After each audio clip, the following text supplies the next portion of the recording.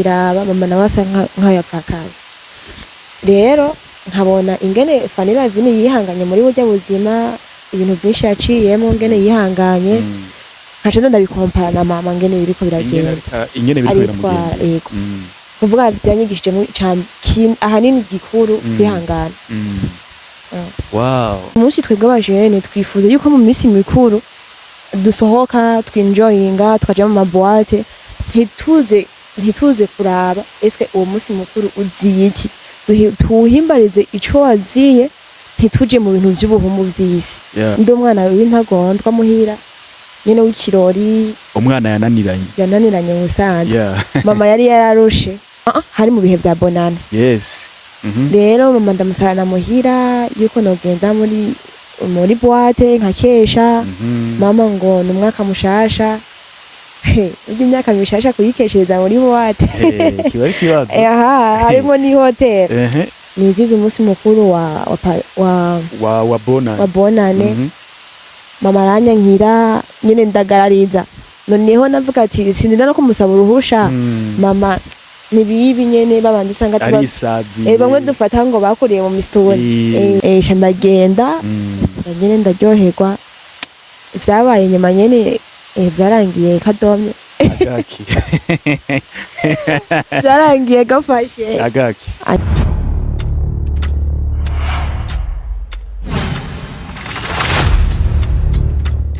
Yes, bakunzi ba Miracle TV 257 turongeye kuba ikaze tubaramutsa mwiriwe cyangwa se mwaramutse bivanye naho muherereye. Imisi yari myinshi ariko reka tubabwire ko tubakunda. Dushimire wewe umaze gukora subscribe kuri Miracle TV 257. Lil Bizga pass kuri micro ndagarutse kugira ngo tube turateramanye tuyage kandi tuganire kuri ibi na biriya bigize industry y'umuziki na cinema mu gihugu cyacu cy'u Burundi. Naranziriye reka nakira umutumire. Yes, turakwakiriye. Murakoze cyane. Umeze neza? Ndashima Imana. Wow, turabona ko ari sawa. Murakoze. Wari wiriwe gute? Niriwe neza cyane nyine urabibona ko niriwe neza. Ndabona ko ari sawa, waberewe, wambaye neza. Murakoze. Imbere ya byose widondora bariko baradukurikirana kuri Miracle TV 257. Ndabamukije mwese muri ko madukurikirana. Ku mazina yanje nitwa Mutarutwa Kenny Keita aka Dokey. Wow, Mutarutwa Kenny Keita aka Dokey. Izina ryiza. Nibisanzwe. Wari kuye he? Mama niwe yiyumviriye. Mama niwe yakwise Dokey. Iryo rya Dokey ryanje nkuko nyene. Byari bitangaje ukuntu mama washobora kukwibaruka akaca kwitwa Mutarutwa Kenny Keita akaca ashirako na aka. No, just aka sigura nico kimwe nk'itazirana. Nitazirana. Ariko nakantu k'ubwenge wishiriyemo. Wow. So Keita, reka tukwakire mu bwami bwa Miracle TV 257. Murakoze cyane. Tukubwire kandi ngo wisanzure. Yes, ugubwe neza impande zose. Murakoze ndabakiriye. Natwe twakiriye. So Keita, tugerageje kukubaza. Turabona ko berewe cyane. Mbega tugerageje kukubaza nimba atari banga ngaho wambariye nk'utumiliyoni tungana. Naba miliyoni tunye n'ibintu bisanzwe. Burya bavuga ngo kuberwa si kwambara ibintu bizimvye. Kuberwa no kurondera utuntu twiza dufise amabere ari simple. Ko niyo wambaye ibintu bizimvye hari abantu bavuga ati nubwibone nubwishime. Je nanje nambara utuntu twa make. Ariko tukakufata kandi tukagutoka bien. Urakoze. Wow. So Keita, ku bakunzi ba Miracle TV 257 uyu mwanya bariko barakuraba bariko baribaza mbega Keita ninde? Woshobora kubabwira muri rusange mbega Keita ninde? Mu buzima bwa misi yose Keita ninde? Akora iki? Murakoze.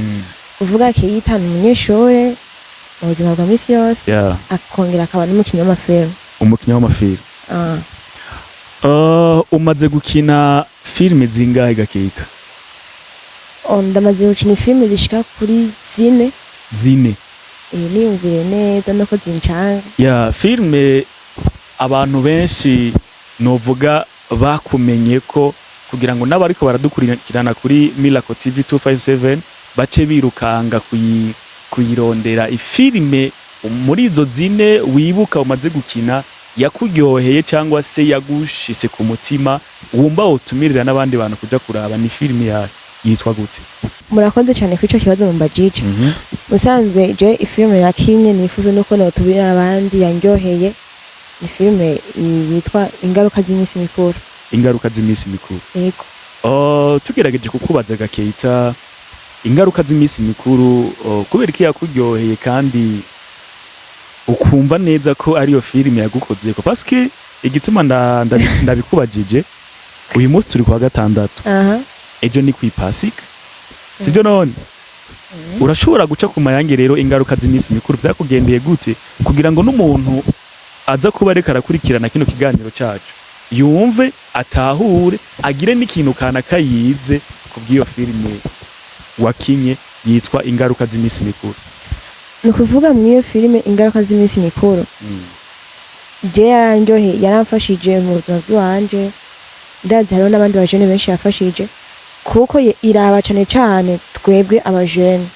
Uyu munsi twebwe abajene twifuza yuko mu minsi mikuru dusohoka twinjoyinga tukaja mu maboate ntituze kuraba eske uwo munsi mukuru uziye iki, tuhimbarize ico waziye ntituje mu bintu vy'ubuhumu vy'isi.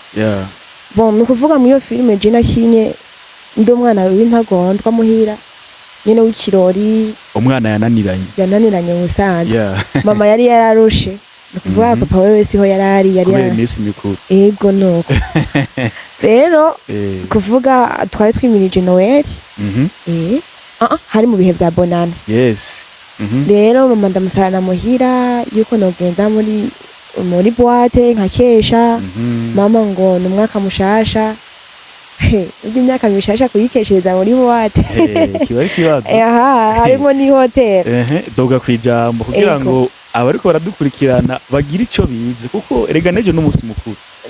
Kandi ngaha ndazi map wamaze kuyironka. Bon, ariko andukangira ngo iyo sinema yarakwigishije ubu nta map z'iminsi mikuru gihabwa. Okay, doga kwijambo. Nukuvuga rero bon narariranye mama ndamubwira yuko nzogenda gukesha muri boate nizize umunsi mukuru wa bonane. Mama aranyankira nyene ndagarariza, noneho navuga ati sindina no kumusaba uruhusha. Mama nibibi nyene babandi usanga bamwe dufata ngo bakuriye mu mistone ntibazi akamaro k'iterambere turiko turagira, ntibazi bigezweho nyene nk'ivyo bajene. Bon, je nagiye ndahura n'umuntu ntazi, yarari kumwe n'umugenzi wanje. Umuntu turaramukanya tusha dupanga gahunda yuko duhurira nyene mu kabare muri boate turyoshe. Asho mutipe kweli nawe ntiyavyanse vraiment, yavuze ati faster. Sha ndagenda nyene ndaryoherwa. Ivyabaye nyuma nyene vyarangiye kadomye. Agaki. Vyarangiye gafashe. Agaki. Anyene vyarangiye samye imbanyi. Bon, shasiganda dicuza iyo menya nikora. Bavuga ko yananiye n'umuzungu. Insiganda dicuza impamvu nabikoze, impamvu ntumviye umuvyeyi. Bon, nyene ingaruka z'iminsi mikuru nta munsi n'umwe wogenda mu bintu by'iminsi mikuru gutaha amahoro. Cyane iyo wagiye muri boate noneho baraza abantu benshi ko kuja mu maboate atari vyiza. Nuko. So Keita, ku bantu bariko baradukurikirana kuri Miracle TV 257 mwagerageje kuvyumva uyu mukobwa murumvise ibyamubayeko mu gihe cy'iminsi mikuru. Mwabakobwa nejo n'umunsi mukuru. Keita, nikiye kintu vy'ukuri cakwigishije muri iyo filme wakunze ikanagukora ko ingaruka z'iminsi mikuru wumva basi wohanura abariko baradukurikirana kugira ngo nabo ibyo canke hirya yejo ntibazogwe muri ako gateko k'iminsi mikuru, kubera ko iminsi mikuru niko vyama bimeze. Tuba tunyotewe gusohoka, tuba tunyotewe kurya neza, tuba tunyotewe kubona twicaye mu bibanza vyiza bisa neza sivyo none ariko ku mufuko tutagira namba rero iyo mwebwe abakobwa mwironkiye aba diaspora niko novyita cyangwa abantu bifitiye akanoti usanga ari hatari n'abashuga daddy kita icakwigishije n'icahe kugira ngo ushobore gucira gace n'abandi bariko baradukurikirana ukuvuga ikintu ca mbere novuga ati canyigishije muri filme ca mbere no kubaha umuvyeyi wawe tukabubaha tukabumvira kuko umuvyeyi ntashobora kuguhanura ikintu kanaka atazi ingaruka zacu akubwira ikintu nawe nyene aba yaraciyemo ukuvuga iyo nza kumvira uwo munsi byibuze nkavuga ati reka nigumye ngume ngaha muhira ivyo bintu ndibaza ntivyariko rero cambere no kumvira abavyeyi bacu dazi biratugora umuvyeyi nimba umusavye uruhusha ati ngiye ahanye akakwankira vyemera uko nyene aba afise impamvu ubundi munsi uzogenda abona bikenewe ica kabiri ntitwirukire amafaranga donc amarongo tugabanye inda zacu bakobwa twego tugera turangaje inda ndavuga ngo tuba dushaka kuguma twirira utunyama utuntu turyoshe utuntu turi speciale utuntu nk'utwo dutungura umwana we nukuri ivyo bintu rero nivyo bigeze y'abakobwa nukuri bakobwa tugabanye inda muhiri wacu turarya kandi nk'umunsi twagiye turiga kwigumya mu nda zacu tukazifunga abavyeyi nabo nyene bazovuga ati umwana wanje yigumije ntagenda mu buhumbu ntagenda ntiyirukira abamusohokana reka byibuze basi nanje ngure utwo tunyama ngure utwo dusarade ku bushobozi bw'iwanje afungure neza ukuvuga navyo nyene biri muri vya bintu vyo kumvira bihurira habi ukuvuga nivyo bibi kabisa abakobwa ngo mugabanye inda abakobwa ngo mugabanye inda ko kantu wagumye ukagarukako ariko none ndakubaza ikibazo kimwe kubera iki abakobwa ako kantu gakunda kubatirimutsa cyane mbega nukudakunda indya zo muhira mbega muhira baba bateka nabi none kubera iki basi nimba uba wagaye ivyo bagutegurira muhira kubera iki udashobora gufata umwanya basi wewe nyine ubwawe ukavyitegurira muri burya buryo nyene wewe ubona biza kukuryohera biza gutuma sivyo ukavyitegurira wewe atake uja kugwa mu rudubi biciye muri ubwo buryo no kuvuga ni ibihe nivyo bituma twirukira mu bwo bubare kandi biravana n'abagenzi umuntu aba afise uyu ufise umugenzi mubi uvuga ngo ubana na suneba ugasoneba nkawe rero no kuvuga nimba afise umugenzi mubi nimba yo bari n'umwicanyi je nanje birangira ni bari umwicanyi nimba umugenzi wanje ari mu maraya birangira abaye mu maraya nanje mbaye mu maraya ni kuvuga rero cambere no kwirinda abagenzi bacu twirukire ivyo bintu vyo gufungura neza twirukira kuja mu bubare kubera ko natwe abagenzi bacu yagiye mu kabare nani yagiye mu kabare kanaka numvise aha naha nanje ntagiye yo ntwenga sinobangezweho mbe basha ijya mpuzu kumenga ni nziza nta kuntu nobwira wa muntu akaraba ngena bigenza aho ni mu gihe ata amafaranga uba ufise kandi na mama watabushoboza afise bwo kubikugurira wa muntu ego reka je ndondera urya muntu kweri ko yandondeye reka mubaze yunomve yuko yongurira nawe sanga hari umuzindi nzira zitari nziza zitameze neza ni kuvuga dufise itame ry'ivyisi mbe hajya kita ndakubaza mbega iyo ijya mapu wamaze kuyigwamwo burya iyi minsi mikuru irangiye ubucuti hagati yawe n'urya muntu bubandanya kuba bwa bundi oya none wumva vyohunda icabarondera aba yarakironse aho we nimba je dufate nko muri kirya gihe ca bonana twahuye rimwe niyo twosubira guhora sinomumenye nurumva ariko yararose cy'umutima washaka yararonse meme n'abahungu urumva bo bafise objectif kimwe baragushaka umutaye kabisa mugabo arondera ikintu kimwe nawe kagenda wasanga ariko abahungu n'abana babi abahungu gusa n'abakobwa n'abana babi Imana iguhezagiye Imana iguhezagira cyane Keita mw'abakobwa ejo ni kwipasika murumva ingorane Keita yashoboye guhura nazo kubera itama y'iminsi mikuru mw'abakobwa mwirinde cyane kandi mwirinde cyane. So Keita tugushimire cyane ku manuro utanze. namwe murakoze. Kandi ico twosaba abakobwa bagenzawe badukurikirana kuri Miracle TV 257 izo mpanuro bahaye bazikurikiza. Ego cyane baba bakoze kuko si ku nyungu zabo gusa ni ku nyungu z'imiryango nabo nyene z'imiryango yabo n'abazobakomoka ko bose. Utwo tuda barabe nyene batuzingira kereke barabe kweri bashiremo akagufuri gatonya babe bihanganye. So Keita watubwiye ko uri umukinyi wa filme sivyo? So Keita ndagomba kukubaza uravye nyene wambara byukuri uri umuntu myiza kandi urabegwa cyane sivyo none? Mbega kuba uri umukinyi wa filme kandi uri n'umunyeshuri wabitubwiye, mbega mu kibano imuhiri wanyu babitahura gute kuba uri umukobwa akiri muto muri ubwo buryo mugabo yamaze guhungira muri bino bintu twita filme abantu benshi bajamwo bakabita abamaraya nko kwabivuze canke bakabita yandi mazina? Mbega wewe mu kibano wanyu babitahura gute, abavyeyi bawe, ababanyi bawe canke izindi nshuti zawe? Mpereye umuvyeyi wanje imbere yaho nza gukina ibintu vy'amafilme naramusavye uruhusha ndamusigurira ndamuzanira abantu bakuru bashobora kumutahuza neza ibintu ngiyemo, ashobora kumuha uruhusha ababwira ati ninabona atanguye guhindura ingendo uko yari ameze nkabona umenga sinzi nzoheza ndayimukuremo.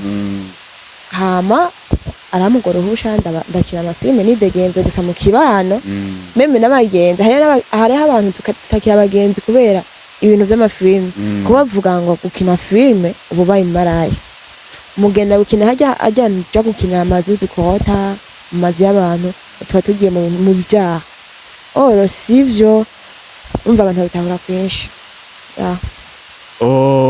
Muri rusangi wewe basa nk'aho bamaze gutangura kwita imaraya kandi warabyakiriye?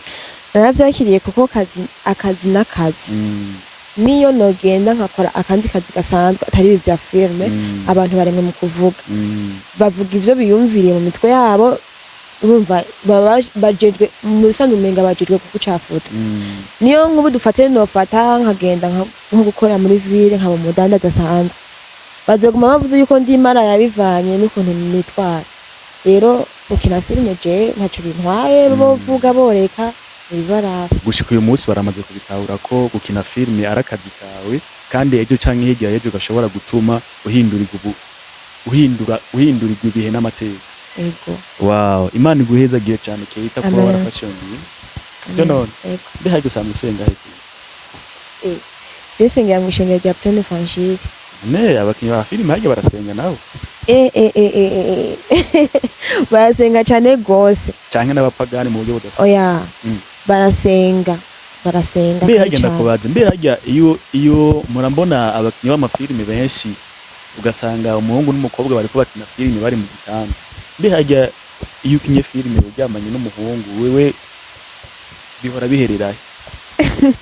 Urakoze kubaza ico kibazo naje hari umuntu yakimbajije nukuvuga iyo muri komakina ya filme zo mu gitanda bikumwe n'umuhungu wewe bwambe umanza kwimenya icuri dufate nka jewe nimba rije ndiko ndabikina cyambere ndumukitwa kigira kabindi umukinya wa filme abantu bo hanze bazi yuko ndimara eske ncenja nkore ngende gukora ivyo nyene biyumviye oya nukuvuga uragenda bakina nyene nkuko nyene amakibazo gusa nimuba muri gusa nimuba muri gusa oya shampa nabona umenga nimuba mwambaye atu oya nukuvuga mbere nko kubakobwa babambaye utuntu tw'utubisti hamwe na bankora ku buryo yuko noneho uramaze kubibona yuko umuntu aba ariko arabakamera adashobora kwakamera hasi baduga ko wese aberekane ko ari toni impamvu bakata ni kugira ngo babereke benseremwo akantu yuko bari gusa ntibaba bari gusa.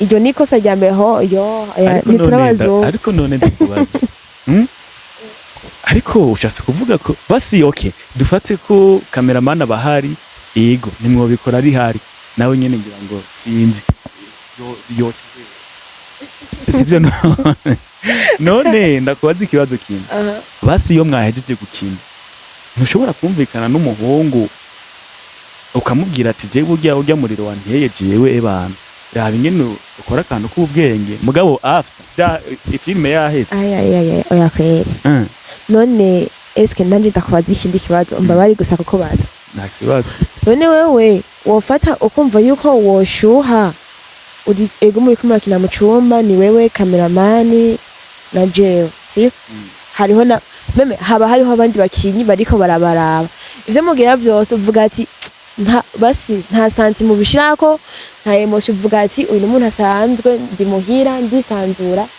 nta mutima ubishirako kuko ugiye kubishaka umutima kambu kawe sanga bigenze nabi ofete ujya muhungu mbe wewe uramaze gukina sene uryamanye n'umuntu ntibiragushikiye umunsi byagushikiye uzovuga ati ni my brother ni musazanje n'ibintu bisanzwe je basi mu bisanzwe ndoma pa kono bikora navuga ati nyine mwuga nyinshi byumva gusa ufata nk'ibintu bisanzwe wow Kita tugushimire cyane Kita mbega muri no industry ya filme ndondi abakinyi babigeme bagukoze ku mutima cyangwa se gushika n'uyu munsi bagukora ku mutima nabahe muri bano bakinyi b'abakobwa cyangwa se b'abamama bariko baravyitwaramo neza muri kino gihugu cy'u Burundi bon je ndakunda Fanny Lavine ndamukunda cyane hamwe na Kadola Ve ukunda abo babiri gusa abo basi no kuvuga sinuba ngene bigusigura just ndabakunda pe ko bitwara mu mafilme n'uburyo bakina Keita hagati yawe na Fanny Lavine ninda zigukina gusomba uyene cyo kibazo kiragoye kubera ko je filme nkina sindaziraba ariko ndabibwirwa okay film ukina ntuziraba urabibwirwa ariko none muri film umaze gukina abafana ivyo bamaze kukubwira ugereranije hagati yawe na Fanny Lavine ninde we kibanza cyambira hagati yawe na Fanny Lavine ni Fanny Lavine kamere urisuzuguye atu no sinisuzuguye gusa icyatumye ndakumenya ntanagutumira mu kiganiro kuri Miracle TV 257 nuko nabonye ukina neza narinzi ko uvuga ati c'est moi nije nkina neza gusumba Fanny Lavine no sinisuzuguye agatekaho kandi kuri Fanny Lavine ego umva yarabintanguriye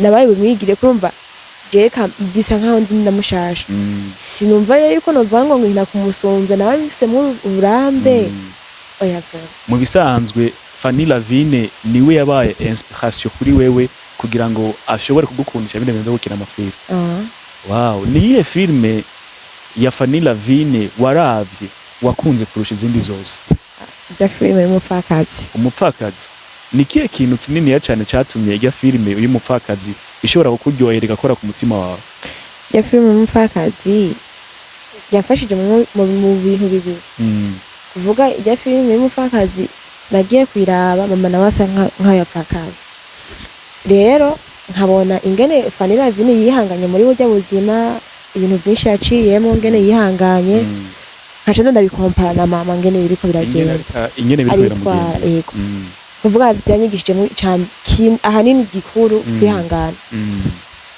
wow mbega mu ndoto zawe ufise muri ino industry ya cinema mu Burundi hari indoto yo guhura na Fanny Lavine wowe ufise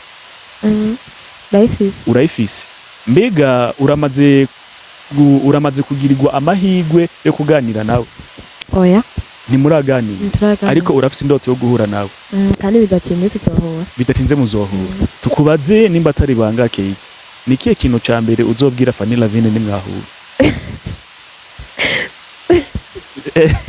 zamubwira ko ndamukunda vyonyene nivyo numva bivuga ko ndagukunda ngiye kuyagura nosanga namubwira ibintu byinshi nkababwira mwebwe wow Keita reka tugushimire cyane namwe ndabashimiye nizera ko ikindi gihe nitwagukenera kugira ngo dushobore kukubaza ku bijanye na kariyere yawe nibaza yuko uzoba uri ready yo kuduha umwanya kugira ngo tuganire nta kibazo Keita akajambo ka nyuma wumva kadudubiza ku mutima wawe wumva wobwira abakunzi ba Miracle TV 257 nakaye Okay, icyo nabasaba ni uko boraba ino video yanje hama ikagira ico ibigishije ico ibafashije ku mutima hama bagasiga bakoze subscribe comment na share.